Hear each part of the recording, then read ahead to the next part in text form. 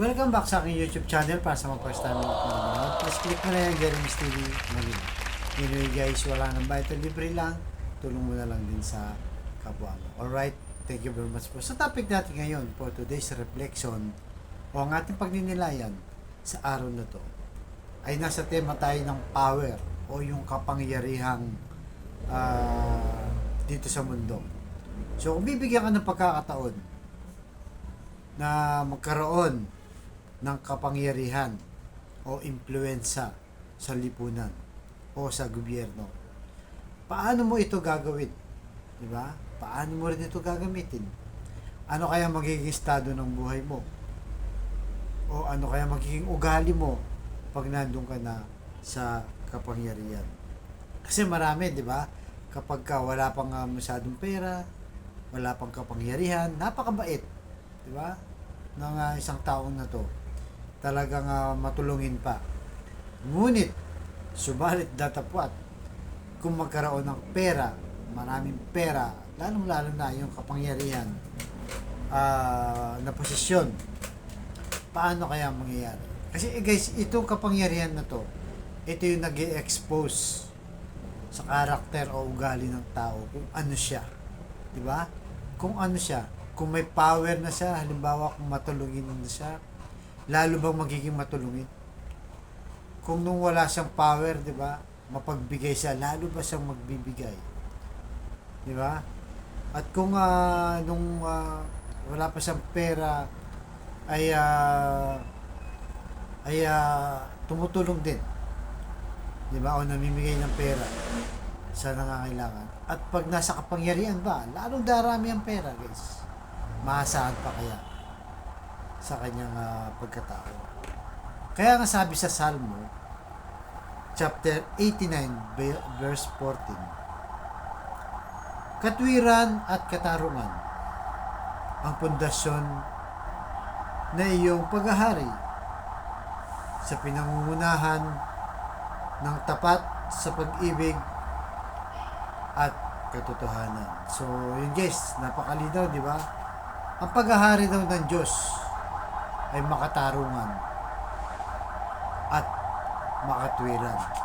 So, alam naman natin guys na ang Diyos ay Diyos ng pag-ibig.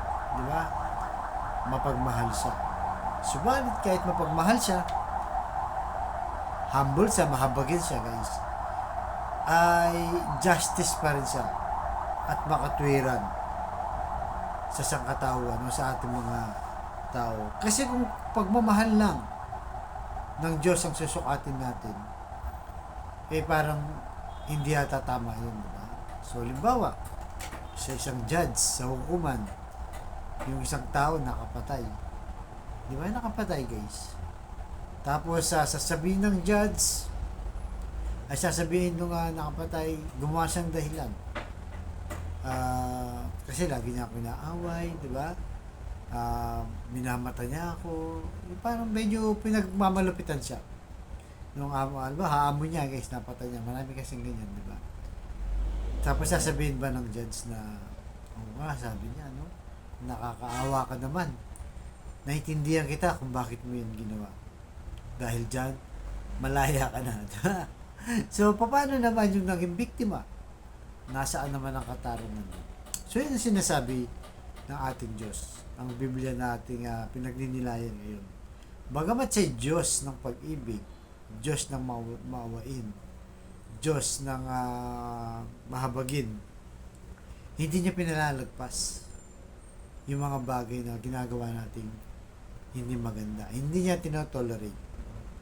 Diba? Kaya nga kung maalala nyo guys sa Biblia, nung nahuli yung isang babae na nakiapid, di ba? At maraming kalalakihan doon. May hawak-hawak na bato. Di ba? Babatuhin na sana, guys. Babatuhin na hanggang sa mamatay dahil yan ang kautusan ni Moises. Yan ang sinusunod nila sa lumang tipan. Pero dumating na ating Panginoong Yesus. Ano ang ginawa niya sa babaeng ito? Hindi ba ang ginawa niya? Sinabihan niya. Kasi sinasabi ng mga tao na yung babaeng yan, nakita namin, nakipag-apid o nagtaksil kailangan siyang mamatay sa pamamagitan ng pagbato ng bato na to. Kaya nga, inihintay nila kung ano sasabihin ni Lord. Di ba? Pag sinabi nila na ah, wag niyong batuin, baka sabihin nila, nilalapastangan ang utos ni Moises. Pag binato naman, di ba? Ano to, mabagsik to, parang ganun. Kaya ang sabi ng Panginoon Jesus, ang sabi niya dun sa mga tao, yung unang walang kasalanan sa inyo ay siyang unang mambato sa babaeng ito. Kaya walang nambato kahit siya hanggang sa nagsaalisan na sila. Pero, nung babae, nung sila na ng dalawa, anong sabi ng babae? Nasaan na ba sila? Wala na ba? Sabi ng ating Panginoon Jesus, wala na. Tayo na lang, sabi niya. Ano sabi ng ating Panginoon Jesus? Sabi niya, ako man, hindi kita inaatulan. Diba? Pero sabi niya, huwag ka nang bumalik pa sa kasalanan mo. So, ibig sabihin guys, hindi niya tinolerate yung kasalanan niya. Na tama yung ginawa mo, na nakipag-apid ka. Kaya sinip kita para hindi ka mabato sa mga pumapatay sa iyo. So, yung ganun ba? Kaya doon pinapakita ng isang halimbawa na maaway ng Panginoon pero makatarungan din. Kaya kung dito sa mundong ibabaw, di ba, yung mga naghahanap ng justice, yung na pinatay ng walang laban, yung makapangyarihan na hinagawa ng lupa, yung mga mahihirap, di ba, tinapakan ng pagkatao at lahat ng uri ng injustice. Darating yung araw, ang ating Panginoong Jesus ang magja-judge na lahat ay may katwiran, may halong pagmamahal. Kaya yun po ang ating pagsikapan na sana'y maging makatarungan din tayo, maging makatuwiran sa mga taong nakakahalubilo natin, lalo na sa ating pamilya. At sa mga kapatid natin ngayon nanonood sa aking vlog na malubhana ang karamdaman, problema sa pamilya at problema rin sa financial, sabayin mo ko sa napakasimpleng dasal na kung ikay maniwala at ikay magtiwala sa ating Panginoong Jesus, ay tsak yun pagkakaloob niya sa iyo ano mga yung kahilingan sa tamang panahon. So tayo po yung manalangin. Lord, i-bless niyo po ang kapatid namin nanonood sa aking vlog na malubhaan na po ang karamdaman. Stage 4 cancer na, Lord, at tinangingan na ang kanyang buhay. At kung ano-ano pa mga karamdaman bumabalot sa mga kapatid namin nanonood po sa aking vlog. Ipuhin niyo po, Lord, na yung pagpagaling na kamay. Haplusin niyo po. Tanggalin niyo po ang kanyang karamdaman.